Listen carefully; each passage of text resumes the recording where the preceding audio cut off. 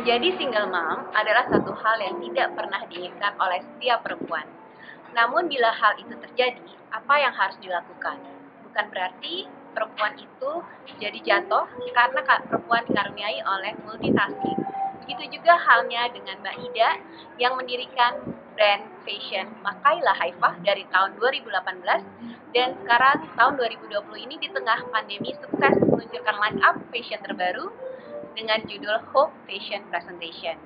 Bagaimana kisah Mbak Ida maupun kisah single mom lainnya sukses seperti Mbak Mia Amalia, seorang penulis buku dan screenwriter, saksikan di Eureka Woman. Bye!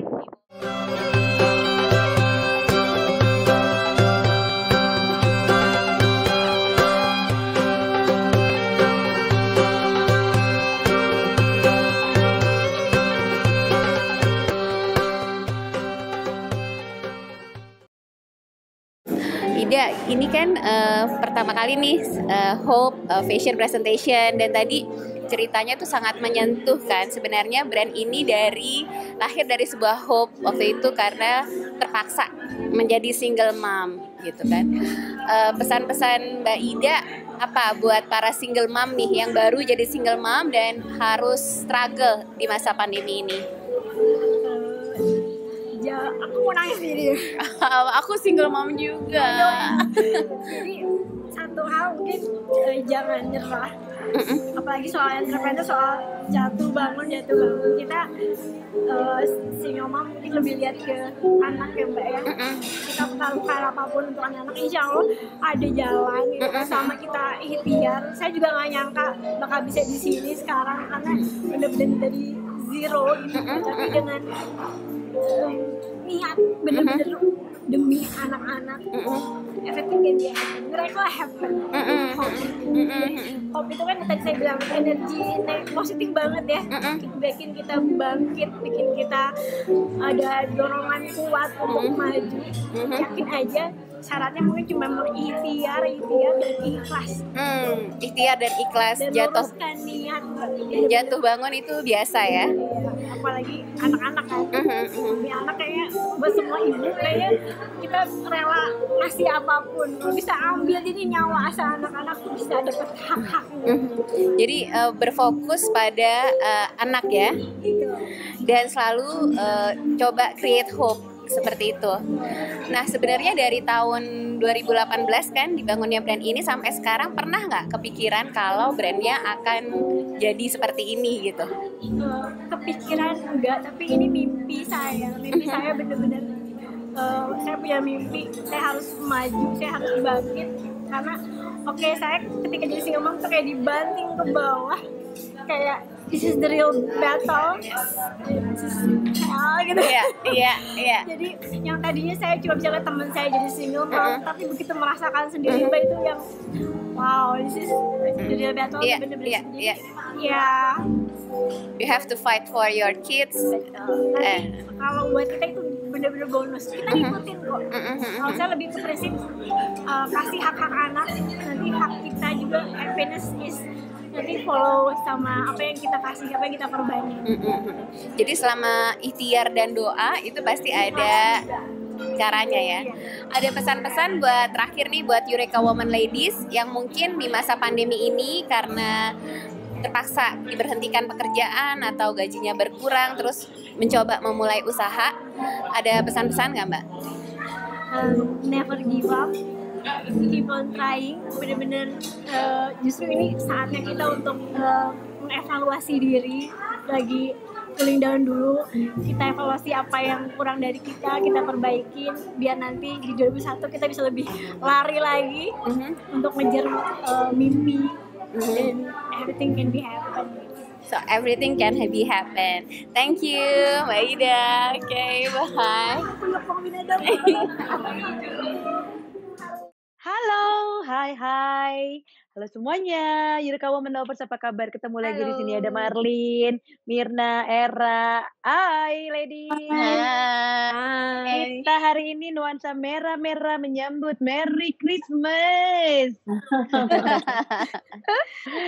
Dan semua dengan latar belakang pohon Natal masing-masing di rumah masing-masing. Era, gimana suasana Christmas di Sydney sana? Nggak seperti tahun-tahun lalu sih ya, karena kan, ini kan baru, apa sih, ease the restriction gitu kan. Jadi orang-orang ya Hmm. baru, apa namanya, Christmas shopping tuh baru-baru sekarang-sekarang ini aja. Padahal kalau misalnya sebelum-sebelumnya kan dari November, Oktober mereka tuh udah heboh gitu kan. Kalau sekarang enggak, udah Mhm. gitu kan masuk ke store-store itu kan juga masih dihitung jumlahnya. Jadi kalau misalnya kebanyakan ya queuing di belakang gitu. Jadi orang-orang yang ya bedalah menurut gue ya. Rada Cuma sepi ya, rada kurang hype-nya rada bener, kurang ya karena pandemi ya. udah gitu Kalau kan Mirna? nah, kita gimana Natal tuh? sama sih, lebih sepi ya Natal tahun ini kan Natal prihatin ya, gitu. Cuman Yes. spiritnya mestinya sih tetap sama sih, gitu, full of hope. Nah, ngomong-ngomongin hope, cie, Nah. nyambung. Hari ini ada Senin hope di sini, ada hope, ada hope, hope hope, ya. hope, hope. Sih ada tulisan Bener, hope nah di itu pas pohon banget. Natal saya ya kan. Iya, pas banget Believe Marlin. to hope Iya iya. atau hope to believe. Hope, karena, Heeh, eee, heeh. Senin lalu tuh habis nonton fashion show judulnya Hope juga. Ah. Judulnya Hope juga. Kenapa judulnya Mhm. Hope? Karena memang menggambarkan, bagaimana fashion itu bounce back di saat masa pandemi dan Iya. lagi brand-nya itu sebenarnya tercipta tahun 2018, saat Mmm. si perempuan ini tiba-tiba jadi, single mom, gitu. Oke. Oh jadi Jadi di tengah iya keterpurukan justru iya, membuat dia terpacu untuk, bangkit mengeluarkan dan sebuah melakukan brand. sesuatu gitu ya, Iya iya menciptakan iya. mengeluarkan sebuah brand. Iya, jadi brand-nya itu juga emang lahir dari hope gitu, harapannya dia untuk bisa menghidupi anak-anaknya secara mandiri gitu kan. Oh ya? Itu Cepet banget menyentuh ya. banget sih, menyentuh banget Ah, gitu. iya. Jadi Heeh, kayak, nggak mau terpuruk dalam suatu situasi yang bikin dia patah hati atau dia bikin iya dia sedih, betul, tapi justru let's do something, terus dia iya create satu brand dan itu dan motivasinya adalah untuk melanjutkan, kehidupan ya, terutama untuk anak-anak ya, Mir, ya? iya, betul It sekali gitu. So, jadi wow, perempuan inspiring hebat. banget nih, cerita Mhm, tentang mhm, single mom. Karena inspiring mhm. banget, itu jadi keinget juga sama narasumber kita yang satu ini, yang single mom juga, anaknya 4. Oh, anak Kalah 4 kayak gue, ya? kalah. Era kali ini kalah ya, Ra. Iya, perempuan semua perempuan semua. Kita tanya sama Mia Amalia yang hari ini Tiga ada bersama perempuan, satu kita. laki-laki. Mia Yeay. ini. Hai Mbak Mia Mia. langsung. Hai Halo. Mbak Mia, Apa halo. kabar? Ketemu lagi ya, kemarin kita sempat ngobrol-ngobrol di edisi, Wow ya dengan, ngobrol-ngobrol soal toxic relationship, tapi kali Mhm. ini kita ngomongin soal perjuangan seorang single mom ya, seperti Mia Amalia yang mempunyai 4 anak, 3 perempuan, 1 Betul. laki-laki. Kebayang nggak sih gimana Berarti itu ya perjuangannya? Yud, anak lo sama anak gue Heeh. digabung. Iya, bener. Anak gue 3 Oh ya, perempuan, anak gue benar. 1 laki. Iya. Bener. Dijadiin 1. Diurus sama Mia. Gimana tuh rasanya? Combo. Tambah lagi anaknya si Mirna tuh 1 lagi. Jadi biar pas 5 jari gitu 5. gimana, Mi? Udah tutup pabrik. 4 aja cukup. Jadi tuh, udah ada Mia, kita tadi Mirna juga sempat bahas mengenai, salah satu teman Yurikawa juga yang baru aja launching, produk baru dan dia adalah seorang single mom juga. Terus kalau nggak salah kita bakal ada 3 nih ya, 3 orang nih ya, Mir, ya? Iya, yang single Yang akan mom. kita ceritakan mengenai kisah seorang single mom dan berusaha untuk survive, dan dari sisi ini kita bisa learning satu hal how do they survive ya kan, as a Iya. single mom gitu. Betul. Pastinya kita bisa ulik-ulik nih kisah Mia Amalia juga di sini. Mungkin Iya. kita bisa ngobrol-ngobrol ya. Mia sekarang kegiatannya apa aja sih, Mia? Mbak Mia? Sekarang ini aku lagi baru menjadi, investor 2 usaha rumahan. yang dua-duanya punya perempuan. Jadi yang satu itu usaha bikin minuman sama cookies buat hampers Natal. Yang satu ada teman baru, dia punya catering. Jadi yang menarik adalah sebenarnya pandemi ini bisa dilihat sebagai satu musibah atau bisa dilihat sebagai justru titik di mana usaha-usaha baru bisa bermunculan. Kayak gitu. Jadi kayak yang usaha catering ini karena semua orang WFH, awalnya mungkin mereka pesan makanan di luar, tapi lama-lama kan ongkirnya juga lumayan ya. Aku tinggal di satu kompleks apartemen, di mana akhirnya di WhatsApp grup saling tanya masak apa. Akhirnya ikutan masak dong. Lama-lama berkembang menjadi catering. Terus aku juga langganan sama dia, terus tiba-tiba dia bilang, Mbak mau invest nggak? Kenapa? Dia mau langganan bulanan, tapi bayar di akhir bulan. Kayak gitu. Buat aku ini menarik sih, maksudnya. Dan aku pikir 1-2 orang ketika aku tanya ada berapa orang yang seperti itu, ada 9 orang Mbak, saya lagi cari investor, setiap investor bisa mengadopsi satu pelanggan kayak gitu. Buat aku menarik karena ini tumbuh di masa pandemi, sangat generik, plus menurutku lucu, ada usaha kecil yang disubsidi oleh pelanggannya.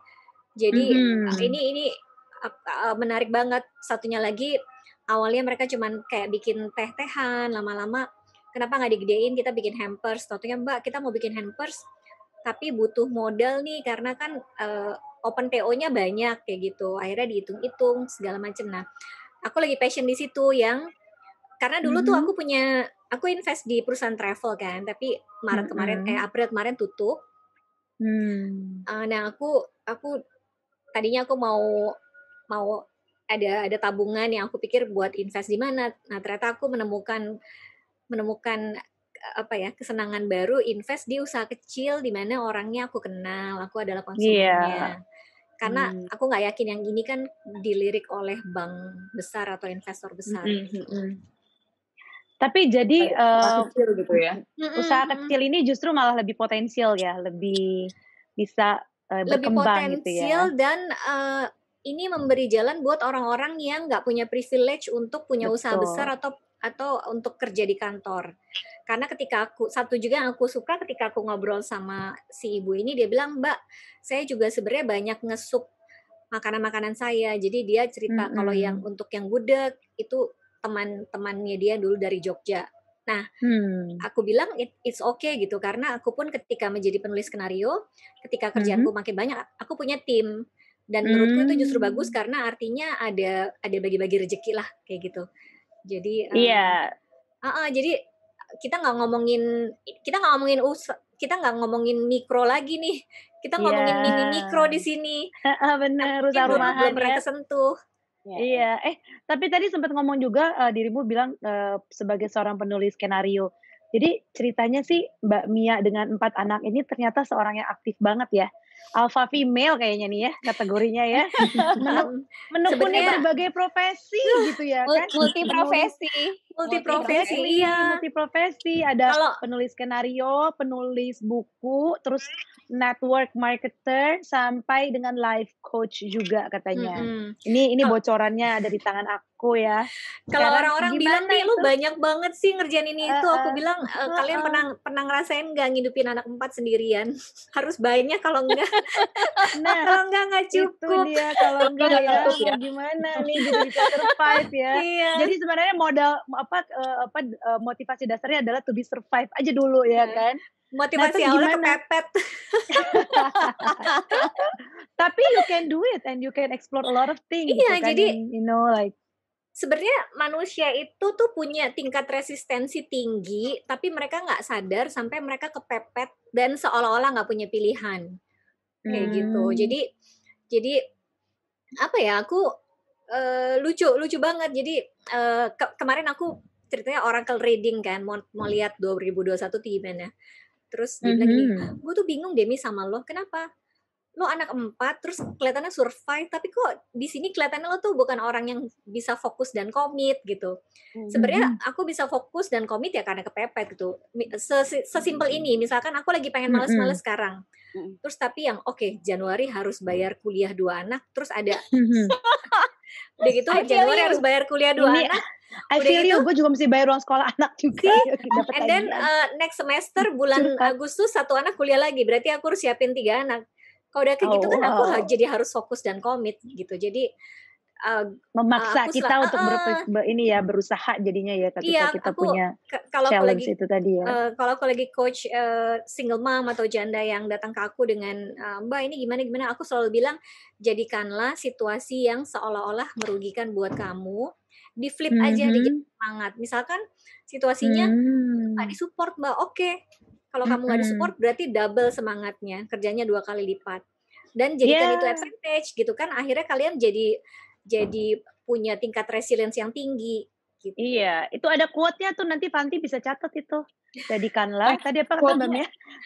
Jadikanlah sesuatu yang Jadikanlah situasi yang tidak menguntungkan justru menjadi semangat untuk bekerja lebih keras. Menjadi opportunity, menjadi semangat untuk kita mendapatkan sesuatu yang lebih baik lagi gitu kan. Kenapa tadi Era, menurut lo kenapa quote-nya? Karena kepepet jadi kreatif. Ya itu juga bisa. Pokoknya seputar itu tadi kan. Nah tapi gimana bagi waktunya tuh dengan kesibukan-kesibukan itu? 3 bulan terakhir ini aku lagi ikut program leadership di mana aku set goalku apa, dan kita tuh belajar gimana ngeset schedule based on goal kita. Nah kadang-kadang kita tuh kebiasaan let the day goes by aja, kayak bangun tidur, apalagi kayak aku ya, kan aku kerja sendiri nih, bangun tidur tuh mikir hari ini ngapain ya. Nah di sini kita belajar di minggu awal aku udah set, oke, hari Minggu ini untuk goal yang ini aku mau ngerjain ini, untuk ini aku mau apa. Nah aku mulai masukin di kalenderku per minggu. Akhirnya over time aku belajar bahwa setiap hari jam 7 sampai 9 adalah my me time, di mana aku melakukan hal-hal yang aku pengen, olahraga, baca, nelfon pacar, nelfon keluarga. Terus kerjaanku karena network marketing kan ada yang personal productivity, ada yang bantu tim. Nah, aku pakai di jam 10 sampai jam 12 untuk personal activity-ku. Terus dari jam 1 sampai jam 5 aku kasih waktu itu di mana timku bisa book waktuku untuk coaching, untuk call, untuk presentasi. Malamnya juga. Jadi intinya adalah perlakukan waktu itu sebagai cang-cang yang kita udah tahu ini mau buat apa, ini mau buat apa. Belajar bikin goal, kayak aku lagi baca 3 buku nih. Karena satu ada tugas kuliah, satu tugas leadership program, satu personalku juga. Aku kasih aja, oke, aku mau buku ini selesai seminggu 5 chapter. Aku lihat di kalenderku, oke, di hari ini aku baca 1 chapter di jam segini, jam segini, jam segini. Jadi biasakan kita rencanakan pemakaian waktu kita gitu, tapi jangan lupa juga me time-nya, istirahatnya dimasukin, karena di awal-awal di 2 minggu pertama leadership program aku saking semangatnya, aku sampai lupa naruh makan, aku sampai lupa naruh sesimpel naruh mandi gitu. Jadi dilihat aja, maksudnya jangan dibiasakan hari ini bangun udah ada nih, taruh aja di Google Calendar. Biasanya bangun tidur tuh aku lihat, oke, hari ini tuh aku ada ini kayak gitu. Jadi udah benar-benar ini ya, apa namanya, teratur juga ya, menentukan waktu-waktunya dan membagi waktu-waktunya supaya semuanya goal-nya sama targetnya tercapai juga ya. Yes. Setiap sama hari. Jadi ada goal-goal kecil per hari dong ya? Ada. Jadi kayak aku udah set bahwa aku mau seminggu 3 kali yoga. Langsung aku masukin di jadwalku. Terus aku misalkan aku lagi baca buku Secrets to Winning. Kan ada 10 chapter, aku kasih, oke, aku mau 2 minggu kelar, berarti dalam seminggu itu 5 chapter aku taruh. Nah gitu, jadi karena aku belajar bahwa apa yang gak di-schedulein kemungkinan gak dikerjain. Kayak gitu. Iya sama sih, ada. bener banget sih. Jadi kan kalau kita scheduling, kita juga udah terpatri di kepala untuk kita harus ngeberesin ini hari ini, kita punya jadwal ini gitu ya. Kalau enggak pasti lost gitu ya. Ya, soalnya sebenarnya aku punya kebiasaan buruk menunda-nunda. Kayak bangun tidur mau mandi, ntar 15 menit lagi, terus ya lewat 1 menit, oke 30 menit lagi deh. Kalau sekarang aku enggak, karena aku tahu nih waktuku udah ke book gitu. Sama aku belajar satu hal yang menarik. Jadi ada konsep namanya priming your day. Pernah dengar nggak? Belum. Apa tuh? Kita kan kalau priming your day. Jadi dari kata prime. Sorry, dari kata primer. priming. Primer. Oke. Ingat nggak kalau kita pakai make up, kita pakai Mm-mm. primer dulu supaya Ya, make upnya tahan Iya. lama. Nah, ternyata ada konsep priming your day, Iya. di mana di pagi hari kita kayak mempersiapkan hari kita. Makanya aku tuh pagi-pagi aku pakai buat yoga, buat nelfon pacar, nelfon keluarga, karena mood yang didapat di pagi itu yang akan kita bawa sepanjang hari. Jadi things that you love in the morning and bring the spirit all day. Oke, I Gitu. think that's a Jadi good idea. That's iya great. kan lucu kan, Yeah. priming your day. Kadang-kadang Yeah. soalnya kadang aku pernah ngerasain yang aku suka yoga kan, karena itu kayak that's how I connect with myself gitu. Nah, ketika aku nggak yoga, aku seharian bisa uring-uringan. Akhirnya aku di coach, terus dari coachku aku mendapat konsep baru, priming your day. Kamu kalau make up aja pakai primer, kenapa hari kamu nggak di prime? Supaya seharian kamu enak kerja. Kayak gitu. Bener banget. Jadi itu penting banget ya. Ada quote kedua tuh tadi, priming your day. Priming your day. Selain tadi quote pertama ya, ada quote kedua kita hari ini, priming your day. It's important, so you can get, kayak itu bikin goal-goal per hari yang kita bisa dapatkan itu, supaya Jadi, tujuan utama kita tercapai gitu ya. Moodnya di pagi udah enak kan, jadi dibawa sepanjang hari. Betul. Iya, aku tuh biasanya kalau pagi tuh udah suka nulis tuh, selain ada schedule juga udah ada list-list yang gua mau capai hari ini. Itu bagian dari priming your day tadi juga nggak sih? Iya, jadi scheduling tuh aku masukin dari di jam 7 sampai jam 9 tuh aku scheduling hari ini aku mau apa. Plus ada satu aku lagi praktekin visualisasi. Jadi setelah aku tahu aku hari ini mau ngapain, aku merem sebentar kayak meditasi sambil memvisualisasikan apa yang mau aku kerjain, tapi seolah-olah yang mau dikerjain udah kelar dan berhasil. Oh, ini balik lagi ke you attract what you are nggak sih? Iya. Oh iya. Dan misalkan hari ini aku ada meeting gede gitu, jadi aku visualisasiin aku meeting berhasil, kan seneng. Nah, senengnya itu dibawa sehingga ketika meeting energi kita tuh udah energi seolah-olah meetingnya kelar dan berhasil. Daripada kita datang dengan energi yang aduh goal nggak ya, close nggak ya, kita datang dengan energi udah close. Oke. Pasti bisa, pasti berhasil, pasti lolos gitu ya, pasti keterima, apalagi tuh segala macam yang jadi tuh pikiran keraguan-raguan, walaupun kita kan kadang-kadang kita memperhatikan itu kan karena kita mau manage ekspektasi nih, misalnya ya lagi mau ketemu klien, gue mau manage ekspektasi aja, gue nggak mau terlalu positif thinking. Nanti kalau enggak, gue justru mau ini mau apa namanya, coaching ya sama Mbak Mia, coaching ya. Jadi kan gue tuh kan kadang-kadang kalau mau ketemu klien nih ya, terus kan kayak kita maunya mindsetnya ketika ketemu klien tuh menang dong, deal gitu kan. Tapi somehow tuh di pikiran gue tuh, gue pengennya tuh gini, oh yaudahlah gue manage ekspektasi deh, nanti takutnya gue udah terlalu yakin gue menang, gue deal, nggak taunya nggak berhasil, gue kecewa. Jadi nah akhirnya kan ketika manage ekspektasi jadi energinya juga jadi low juga kan. Kayak gitu. Gitu. Jadi sebaiknya lo tetap fokus aja bahwa lo pasti bisa, lo pasti lolos, lo pasti menang gitu. Karena begitu kita antusias, energi kita itu jadi yang kita meeting juga kayak wow. Jadi kayak lagi presentasi kitanya excited, dia juga excited kan. Iya. Positive energy gitu ya. Make sense.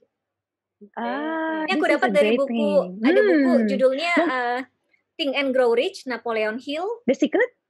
Bukan, Think and Grow Rich. Rich. My husband have that book. Itu bagus. Jadi ini warnanya coklat kan? Ya.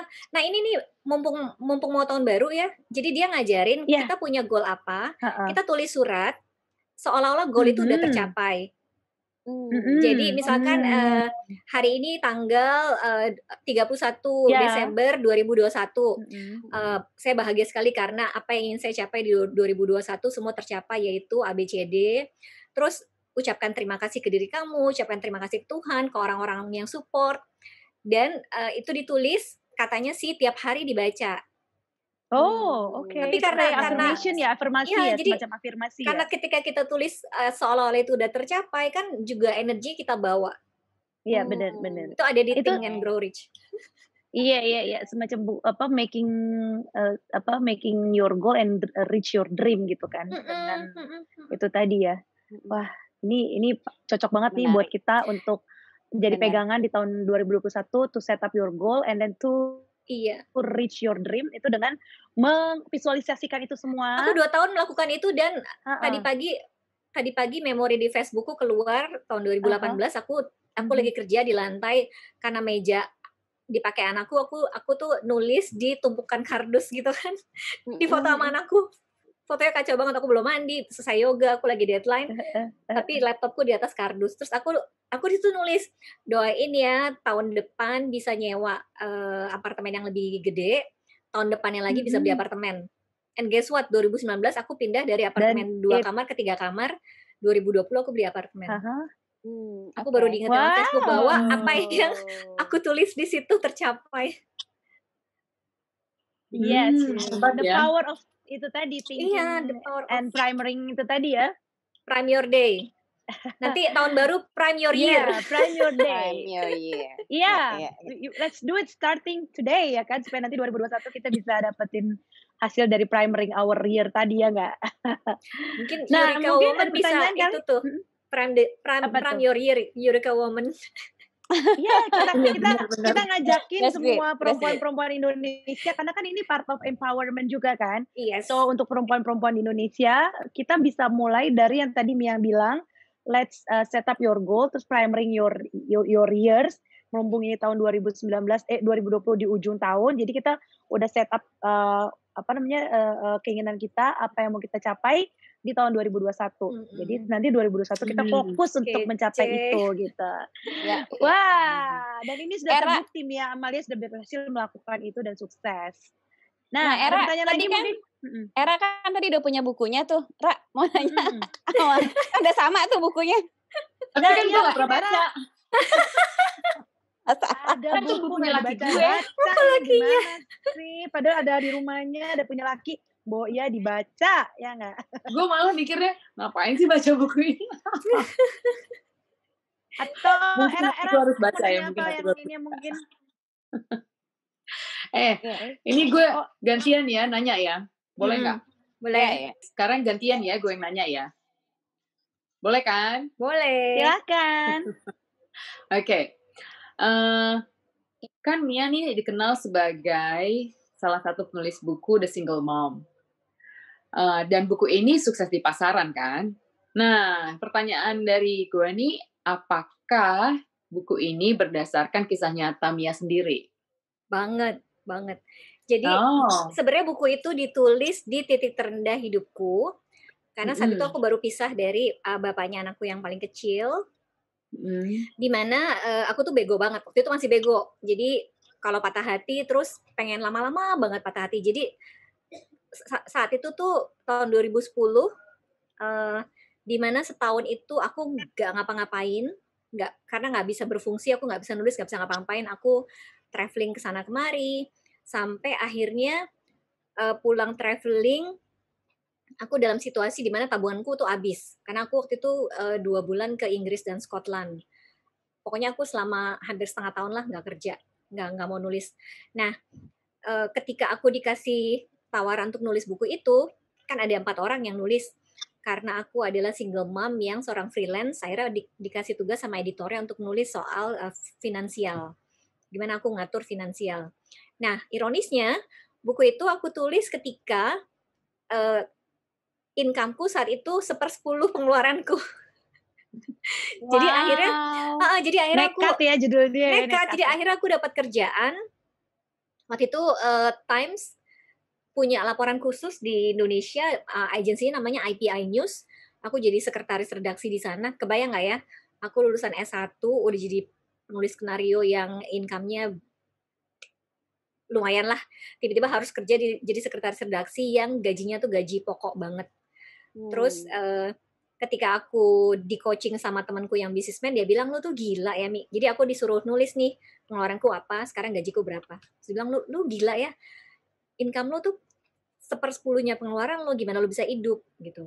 Nah, aku bilang ya nggak tahu karena aku dalam situasi nggak bisa nulis lagi nggak bisa nulis. Nah, itu kemudian aku tuangkan di bukunya bahwa banyak orang, kalau nggak salah pembukanya adalah banyak orang bilang jadi single mom itu tough, terus jadi freelance itu tough. Nah, ketika mereka tahu aku single mom dan memilih jadi freelance, aku dibilang gila gitu. Terus akhirnya aku share apa yang bisa dilakukan untuk sebagai single mom punya minimal perencanaan finansial. Untungnya aku dari dulu tuh udah membiasakan punya asuransi. Jadi walaupun waktu itu aku sebagai freelance, aku memulai menjadi freelance dengan punya tabungan yang cukup untuk hidup 6 bulan. Sehingga ketika sebenarnya emergensinya kan harusnya kalau pembayaran mundur atau nggak ada kerjaan pakai tabungan. Kalau aku emergensinya patah hati, terus nggak mau kerja. Perempuan banget ya. Perempuan banget. Jadi yes, buku itu dibuat berdasarkan kisah nyata. Mbak Mia, apa sih keuntungan dan tantangan jadi single mom? Iya, Ya, bagus banget pertanyaannya. Ada keuntungannya loh. Oh, ada. Kan semuanya bisa di flip sebenarnya. Jadi kalau dibilang jadi single mom itu berat karena harus sendirian, keuntungannya adalah kita menjadi resilience. Oh iya benar. Kita menjadi orang yang bersemangat. Lebih tangguh ya. Lebih tangguh. Jadi keuntungannya kalau buat aku pribadi keuntungannya adalah ini relatif ya. Ada banyak orang yang bilang jadi single mom itu susah, apa-apa masih dipikirin sendiri. Sementara aku bisa bilang jadi single mom itu enak. Apa-apa bisa dipikirin sendiri. Dan bisa ngambil keputusan sendiri ya. Jadi itu sebenarnya cuma perkara mindset aja. Iya sih. Mikirin segala sesuatu sendiri bisa dibilang merugikan, bisa menguntungkan. Kalau buat aku menguntungkan. Prosesnya cepat. Ya, prosesnya cepat, nggak pakai berantem. Ya kan? Nggak pakai minta izin. Nggak pakai minta izin. Kayak gitu. Pakai debat-debat ya kan. Jadi single mom itu kita bisa melakukan semuanya tanpa harus mempertimbangkan perasaan orang lain, meminta izin orang lain. Dan menurutku sih in a way kita jadi lebih kuat karena semuanya kita lakukan sendiri. Gitu. Wow. Oke. Ya lebih kuat, lebih resilience. Jadinya kita malah lebih cepat bergerak gitu ya, mencapai apa yang kita mau dan kita tuju tadi ya. Karena semua jawabannya kan shortcut. Iya. Oke. Langsung gitu. Nah, kalau misalnya nih ya, Mia ada rencana untuk menulis buku lagi nggak, atau skenario naskah film apa yang lagi disiapin sekarang? Maksudnya pengen balik lagi nggak sih ke situ lagi gitu? Karena kan sebenarnya bakatnya kamu ada di situ kan. Passionku masih di situ. Jadi aku tetap pengen nulis. Sekarang ini lebih ke gimana sih kita bisa nemuin diri kita lagi setelah kita merasa ada di fase kehilangan. Kayak gitu. Sebenarnya yang bahaya dari perceraian adalah banyak orang kemudian merasa dirinya tuh jadi nggak kenal dirinya lagi. Maksudnya ketika menikah dia adalah istri, tiba-tiba bercerai dia jadi bingung, nggak punya jati diri. Apalagi buat orang-orang yang sekian lama dalam pernikahan kemudian lupa melakukan hal-hal yang dia suka. Iya. Bahayanya adalah menempelkan identitas diri dengan pernikahan. Oh, udah menikah, gue adalah ibu, adalah istri. The first thing that you should keep in mind adalah I am myself. Yang punya mimpi, yang punya hobi, yang punya passion. Nah, pengen banget nulis gimana journey-ku dari nyungsep sampai bisa ada di sini gitu. Kalau dulu tuh kayaknya yang mungkin orang-orang yang kenal aku 10 tahun lalu tuh mukaku kenceng, dibilangnya jutek, sampai dibilang resting bitch face. Sementara sekarang RBF ya, jadi aku inget banget zaman aku lagi nulis tuh, personal assistant-ku tuh bilang, Bu, ibu tahu nggak kalau ibu masuk ruangan kita semua napas aja takut. Gitu. Aku gitu. Nah, sementara sekarang public enemy gitu ya. Iya. Sementara sekarang di kantor justru bilang, senang banget kalau ada Mbak Mia, pengen bawaannya, pengen senyum terus kayak gitu. Nah, aku tuh pengen share aja gimana kita bisa dapat situasi apapun bisa flip itu menjadi sesuatu yang kemudian bawa benefit ke diri kita. Iya. Karena in a way sekarang aku percaya bahwa semua terjadi untuk saya. Jadi kalau dulu ada kejadian, aku bilang, Tuhan kenapa sih ini kejadian lagi ke gue? Why is it happening to me gitu loh. Padahal yang ya sebenarnya it happens for me, bukan to me. Karena ada sesuatu yang ada jadi sekarang kalau dulu ada kejadian, Tuhan apalagi sih? Kalau sekarang pertanyaannya, oke, apa yang gue bisa belajar dari kejadian ini? Gimana aku that's true ya. pengen share jadi dipositifin gitu ya. Iya, karena sebenarnya mungkin emang ada rencana di balik apa yang kita alami ini, kita lagi belajar sesuatu, kita lagi dibentuk menjadi sesuatu gitu kan. Jadi gue ngerti nih sekarang. Kan biasanya kalau misalnya something bad happen to us, kita kan meratapi gitu ya. Aduh kenapa? Nah sekarang di flip jadi hal yang apa yang lagi mau dibentuk, harus gue lakuin supaya melalui masalah-masalah ini atau atau masalah ini gitu ya. Gue dengan masalah ini gue akan dibentuk seperti apa gitu ya. Apa yang bisa gue belajar dari sini gitu. Iya. Karena aku quote ketiga tuh, flip your mind. Nah, nanti tolong diingat ya. Soalnya aku sedih banget kalau ada orang curhat ke aku, tapi misalkan sekian bulan dia curhat masih dengan cerita yang sama, masih dengan kesedihan yang sama, artinya kan dia nggak beranjak dari situ gitu. Iya, betul. Pertanyaannya adalah, kamu mau ada di, pasti kalau ada yang curhat sama aku, pasti pertanyaanku adalah, oke, yang kamu mau apa? Kalau dia udah jawab, ya dia mau apa, terus aku akan tanya, yang bisa kamu lakukan untuk mencapai yang kamu mau apa? Semua pasti mindsetnya masih, kalau misalkan kalau mantan suami gue gini, gue akan gini. Aku balikin. Kita nggak bisa maksa orang lain melakukan yang kita mau. Tapi kita bisa mengukur apa yang bisa kita lakukan. Lupain orang lain, apa yang bisa kamu lakukan. Jadi aku pengen orang tuh mengerti dia ada di mana, mengerti dia mau kemana, dan mengerti untuk pindah dari di mana dia berada ke di mana dia mau berada, dia bisa melakukan apa. Bukan dia mau orang lain melakukan apa. Iya. Fokus sama diri sendiri aja gitu ya, untuk bisa melakukan sesuatu ya. Aduh, ini dalam banget ini. Mungkin Eureka Woman Lovers udah harus udahan deh, Lin. Iya, mungkin makanya. Satu pertanyaan terakhir, walaupun seru banget sih nih. Iya, maksudnya ini seru banget, dan Eureka Woman Lovers, teman-teman Eureka Woman di luar sana juga pastinya bisa learning sesuatu gitu ya. Tapi mungkin kita bisa bikin edisi offline aja nih untuk membahas dan menggelitik ini semua gitu ya kan. Tapi yang pasti mungkin saran atau mungkin pertanyaan terakhir dari kita itu adalah kira-kira pesan dari seorang single mom dari Nia di sini nih, kira-kira untuk teman-teman Eureka Woman Lovers di luar sana sebagai seorang single mom tuh baiknya seperti apa sih gitu pesan-pesannya? Ini general sih, nggak cuma buat single mom aja, tapi akhir-akhir ini aku tuh baru sadar gitu. Akhir-akhir ini aku baru sadar bahwa hidup itu sebenarnya adalah persoalan menciptakan hasil. Jadi fokus di hasil apa sih yang mau aku ciptakan, lalu action apa yang harus aku lakukan gitu. Kayak apakah kalau misalkan dalam pernikahan yang lagi nggak berjalan nih, apakah diem bisa menciptakan hasil yang diinginkan? Apakah diem ataukah harus bicara kayak gitu? Atau buat yang misalkan single mom yang masih di fase sedih atau marah, apakah terus-terusan berada di fase sedih dan marah bisa menciptakan hasil yang diinginkan? Pasti kan setiap orang at the end pengen bahagia kan, kayak gitu.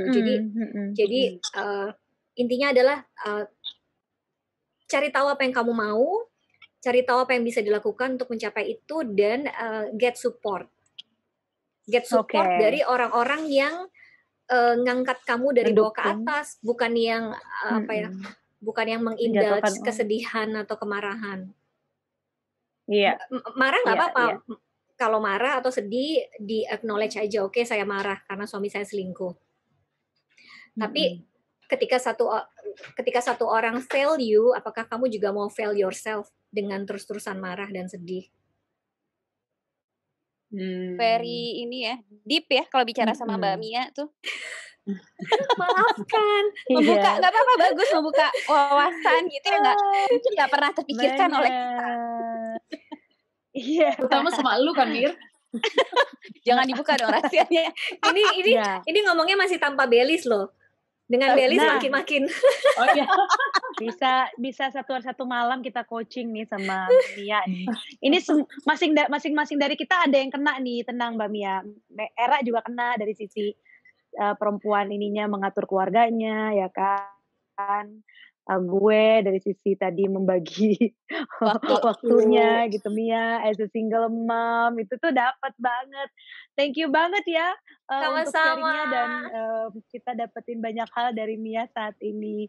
Mungkin kita bisa atur waktu lagi untuk lebih dalam lagi membahas topik-topik yang lebih khusus lagi kayak tadi mungkin seputar relationship dan sebagainya. Kali ini kan mungkin menggali sedikit informasi tapi walaupun sedikit tapi dalam tentang bagaimana menjadi seorang single mom yang ternyata tuh bisa dijalankan selama kita tadi ada 3 quote itu tadi ya, selama kita tadi bisa melihat opportunity-nya menjadi positif, terus bisa juga tadi apalagi ya teman-teman tolong dibantu 2 Flip lagi. your mind. Flip your mind. Terus tadi Ya. Era apa tadi satu lagi Era dari buku Napoleon tadi? Buku suami lu. Nah itu Era gue baca. Napoleon tadi apa? Prime your time. Prime your time. Prime ya. your time gitu. Nah, gue ingatnya bukunya suaminya Era aja. Iya, gue juga ingetnya buku suaminya Era. Oke, kita pamit dulu kalau gue gitu. fotoin ya. Boleh, Ya, nanti boleh. masukin ya biar ada di dalam video. video kita ya, di dalam video kita ini. Oke. Oke, kita pamit dulu lah teman-teman karena kita mau lanjut lagi, mau ada event wow ya kan yang akan kita lanjutkan setelah recording kita kali ini dan kita ketemu lagi. Sampai ketemu lagi semuanya. Jangan lupa untuk selalu nonton episode-episode dari Yuka Woman ya dengan berbagai cerita mengenai woman empowerment. Di setiap episodenya kita pasti akan ada cerita-cerita yang terbaru. Oke? Say goodbye, sampai ketemu lagi. Jangan lupa subscribe. Bye. Be bold. Bye, See you. Bima. See you.